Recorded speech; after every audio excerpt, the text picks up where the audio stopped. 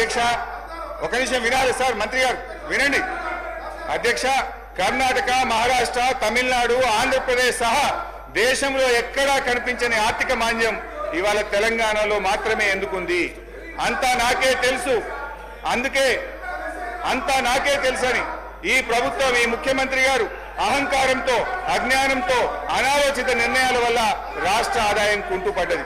తన వైఫల్యాన్ని కప్పుపుచ్చుకోవడానికి ఆర్థిక మాంద్యం వచ్చిందని, ప్రపంచమే స్లో డౌన్ అయిందని ప్రవచనాలు ప్రారంభించారు. ఏ రాష్ట్రానికి లేని ఆర్థిక మాంద్యం తెలంగాణకే వచ్చిందా? మీ నెగటివ్ పాలసీల వల్ల, మీ రివెంజ్ పాలిటిక్స్ వల్ల ఈ రోజు రాష్ట్ర ఆదాయం తగ్గుతా ఉన్నది. రేవంత్ గారి పాదం స్పీకర్ సార్, మీ ధన్యవాదాలు సార్. హరీష్ రావు గారు కూడా రిక్వెస్ట్ చేస్తున్నారు. ఒకటే సార్, ఎక్కువ ఇంటర్వ్యూ అని. అరే నీ చెప్పకముందే భయపడితే ఎట్లా? చెప్పకముందే భయపడితే ఎట్లా? సార్ సార్ హరీష్ రావు గారు అమ్మకాల గురించి ఇతర విషయాలు చెప్తున్నారు. నేను ఒకటే మీరు పర్మిషన్ తోని సార్ ఎట్లా ఈ రాష్ట్రాన్ని సార్ ఒక దేశ చరిత్రలో ఎక్కడ లేని విధంగా ఎన్నికల ముందు ఒక 2 మాసాల ముందు ఔటర్ రింగ్ రోడ్ అనే రోడ్డుని ఫ్యూచర్ హైదరాబాద్ డెవలప్ చేయడానికి గతంలో హైటెక్ సిటీ కట్టి ఆ తర్వాత ఇంకా ఎక్స్పెన్షన్ చేయాలంటే ఔటర్ రింగ్ రోడ్ కాంగ్రెస్ ప్రభుత్వం రాజశేఖర రెడ్డి గారు ముఖ్యమంత్రిగా ఉన్నప్పుడు ఔటర్ రింగ్ రోడ్ వేసి అక్కడే జిఎంఆర్ ఎయిర్పోర్ట్ కట్టి అక్కడనే ఫైనాన్షియల్ డిస్ట్రిక్ట్ కోకాపేట్ ఎస్సీజెడ్తో పాటు ఇవాళ హైదరాబాద్ ఈ స్టేజ్లో బెంగళూరు తర్వాత ఉన్నదంటే Congress party PV Narasimharao express way కలుపుకుంటూ మెట్రో వరల్డ్ క్లాస్ మెట్రో తీసుకొచ్చి హైదరాబాద్ డెవలప్ చేస్తే సార్ 2 మాసాల ముందు ఎన్నికల 2 విషయాలు చెప్తా సార్ మీకు. మన తెలంగాణ సభ్య సమాజం తలదించుకునే విధంగా ఔటర్ రింగ్ రోడ్డుని కమిషన్ కక్కుర్తుపడి 7,300 కోట్లకు రోడ్డు రంపిన ఘన చరిత్ర ఈయన సార్ వీళ్ళది. రెండవది సార్ ఎక్సైజ్ ఎప్పటివరకు సార్ ఎక్సైజ్ షాప్స్ రెస్టారెంట్ ఇది ఇంకా 3 నెలల సమయం ఉంటే 3 నెలల ముందే అప్లికేషన్ తీసుకొని నిరుద్యోగుల దగ్గర 2,000 కోట్ల రూపాయల నాన్ రిఫండబుల్ పేరు మీద వసూలు చేసి షాపులు కేటాయించుకొని ఎన్నికల ముందు చేసిన కథలు. ఇక భూముల అమ్మకాలు, కోకాపేట్ల యాక్షన్లు, వీళ్ళ బిరామీలు 100 కోట్ల లెక్క పెట్టిన భూముల చరిత్ర మేము చెప్తాం, ఆ రిప్లైలో చెప్తాం. హరీష్ రావు గారు దేశంలో, రాష్ట్రంలో, మన దేశంలో కాదు ప్రపంచంలో ఎక్కడ కూడా మీ కట్టే రోడ్డు విలువ అధ్యక్ష ఆ కన్స్ట్రక్షన్ కాస్తే 6,500 కోట్లు. రోడ్డు ల్యాండ్ ఎక్వేషన్ కలితే కదా ఆ రోడ్డు విలువ 1,00,000 కోట్ల పైన ఉంటుంది అధ్యక్ష. రోడ్డు నమ్ముకుంటారు అధ్యక్ష ఎవరైనా? ఈయన భూముల అమ్మకాల గురించి మాట్లాడుతున్నాడు. హరీష్ రావు గారు భూముల అమ్మకాలు మాట్లాడుతున్నారు. హరీష్ రావు గారు మొత్తం తెలియదు అధ్యక్ష.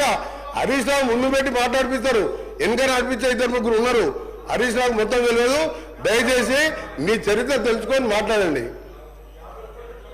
హరీష్ రావు గారు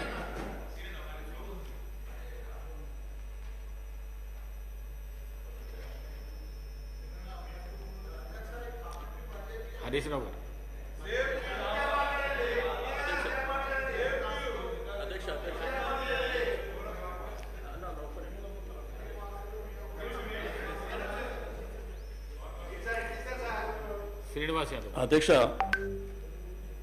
మీకు ధన్యవాదాలు తెలియజేస్తూ, ఇప్పుడు మొన్న 2 డేస్ బ్యాకే 3 రోజుల క్రితమే చెప్పినాం అధ్యక్ష.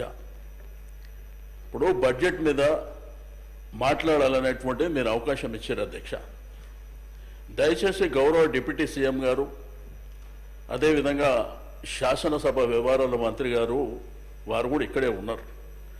నేనేమంటా, మొన్న కూడా చెప్పిన, ఇట్లా ప్రతిసారి ఇంటరప్షన్ ఉండి మీరు మాట్లాడతాం మేము మాట్లాడతాం అనుకుంటూ పోతే అది పద్ధతిగా ఉండదని చెప్పి, మీరు ఆల్రెడీ డిప్యూటీ సీఎం గారు రాసుకుంటారు, వారు రిప్లైలో చెప్తారు, మధ్యలో ఏదైనా లెజిస్లేటివ్ అఫైర్ మినిస్టర్ గారు ఉంటే మాట్లాడతారు. అనవసరంగా అక్కడి నుంచి మీరు, ఇక్కడి నుంచి మేము, ఇట్లా ప్రతిసారి ఇదే విధంగా వెళ్తే అధ్యక్ష సభ నడవడం ఇబ్బంది అవుతుంది అధ్యక్ష. దయచేసి మీరు అవకాశం ఇచ్చారు, మా హరీష్ రావు గారికి అవకాశం ఇచ్చారు. వారు కంప్లీట్ చేసిన తర్వాత మాట్లాడుకోమని చెప్పండి అధ్యక్ష. ప్రతిసారి ఇట్లయితే వాళ్ళకి ఇబ్బందే మాకు ఇబ్బంది అధ్యక్ష. ఇప్పుడు వాళ్ళు అడుగుతారు, మధ్యలో మేము అడుగుతాం. కాబట్టి దయచేసి మీకు రిక్వెస్ట్ చేసేది, దయచేసి మధ్యలో ఎవరికి అవకాశం ఇవ్వకుండా వారు కంప్లీట్ చేసిన తర్వాత మీరు మాట్లాడుకోండి. సార్ అధ్యక్ష, శ్రీనివాస్ యాదవ్ గారు నీతులు మాకు చెప్తా ఉన్నారు అధ్యక్ష. అటువైపు కూడా అందరికి చెప్తే బాగుంటుండే అధ్యక్ష. రెండవది, నేను దయచేసి హరీష్ రావు గారిని కోరుతా ఉన్నాను. Is a senior member, he held legislative affairs ministry, also finance minister. Slogans అనేది సరికాదు అధ్యక్ష. Let him put forward his view points. We are here and honourable deputy chief minister taking the notes. వాస్తవాలకు దగ్గరగా మాట్లాడండి అధ్యక్ష. మా సభ్యులు కూడా ఉన్నారు, మొత్తం యావత్ రాష్ట్ర ప్రజానీకం కూడా వింటా ఉన్నారు. ఈరోజు వాస్తవానికి దూరంగా మాట్లాడి స్లోగన్స్ ఇచ్చే కార్యక్రమం చేస్తే డెఫినెట్లీ అధ్యక్ష, ఇక్కడ కూడా ఉన్న మా కాంగ్రెస్ పార్టీ శాసనసభ్యులు ఎందుకు ఇంటారు అధ్యక్ష? ఎందుకు ఇంటారు అధ్యక్ష? ఇష్టారాజ్యంగా అడ్డగోలుగా సత్యదూరమైన మాటలు మాట్లాడితే కూర్చోమంటే ఎందుకుంటారు సార్? మీరు సత్యం మాట్లాడండి, వినడానికి ఆస్కారం ఉంటుంది. మీరు చెప్పేదంతా చెప్పుకుంటూ పోతా ఉన్నారు. దయచేసి అధ్యక్ష, ఇప్పటికే 35-40 నిమిషాలు మాట్లాడారు వారు. దయచేసి మొత్తం అన్ని సబ్జెక్ట్స్ అయిపోయినాయి అధ్యక్ష. వారిది సబ్జెక్ట్స్ అన్ని మాట్లాడినరు. మహిళల గురించి మాట్లాడినరు, సంక్షేమాన్ని గురించి మాట్లాడినరు, విద్యార్థుల గురించి మాట్లాడినరు, ఉన్న సబ్జెక్ట్స్ అన్ని మాట్లాడినరు, పరిశ్రమలకు సంబంధించి అన్ని సబ్జెక్ట్స్ మాట్లాడిన. మళ్ళీ ఇంకేంది అధ్యక్ష? దయచేసి కంక్లూడ్ చేయమని కోరుతా ఉన్నాను అధ్యక్ష. ఏం అన్యాయం శ్రీధర్ అన్న ఇది. అధ్యక్ష, శ్రీధర్ బాబు గారిని గౌరవిస్తూ వారి మాటల్ని పాజిటివ్గానే తీసుకుంటున్నాం అధ్యక్ష. మా ప్రయత్నం ఏదన్నా ఉందంటే ప్రభుత్వం యొక్క దృష్టి ఆకర్షించాలి. గౌరవనీయులు బట్టి విక్రమార్క గారి దృష్టిని ఆకర్షిస్తే ఏదైనా కొత్త పేదలకు, దళితులకు, గిరిజనులకు లాభమవుతుందనే తాపత్రయం తప్ప మిమ్మల్ని ఏదో విమర్శిస్తే మాకేదో వస్తుందనేది ఏం లేదు అధ్యక్ష. అధ్యక్ష, ఇప్పుడు పోయిన బడ్జెట్లో ఎస్సీ ఎస్టీలకు ఇల్లు కట్టడానికి ₹1,00,000 ఎక్కువ ఇస్తామన్నారు. ఈ బడ్జెట్లో తీసేసిండ్రు. మా తన్లాట ఏంది?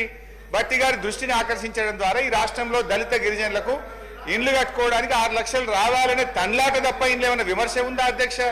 అర్థం చేసుకోవాలి. కానీ అధ్యక్ష, ఈ రాష్ట్రంలో ఇలా ఆర్థిక మాంద్యం వచ్చిందని ముఖ్యమంత్రి గారు సెలవిచ్చారు.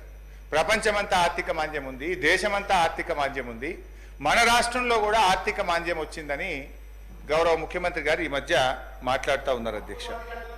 అధ్యక్ష, అయితే నేను ఇక్కడ చెప్పాల్సుకున్న పాయింట్, మంచి ఆర్థిక మంత్రి గారు వింటే ఇది సరి చేసుకుంటే మన రాష్ట్రానికి మేలు అవుతుంది అధ్యక్ష. నేను మంచి డేటాతో రీసెర్చ్ చేసి కొన్ని మంచి సలహాలు ఇవ్వాలనే ఉద్దేశంతోనే వచ్చిన. అది మీరు రిసీవ్ చేసుకునే దాన్ని బట్టి ఉంటుంది అధ్యక్ష. జిఎస్టీ వృద్ధి రేటులో తగ్గుదల అధ్యక్ష. 2023-24 జిఎస్టీలో 46,500 కోట్లు మన రాష్ట్రానికి వస్తే వీళ్ళు బడ్జెట్లో 58,594 కోట్లు ప్రతిపాదించారు. యాజ్ పర్ కాగ్ రిపోర్ట్, నా సొంతది కాదు అధ్యక్ష, కాగ్ రిపోర్ట్ కూడా నా దగ్గర ఉంది.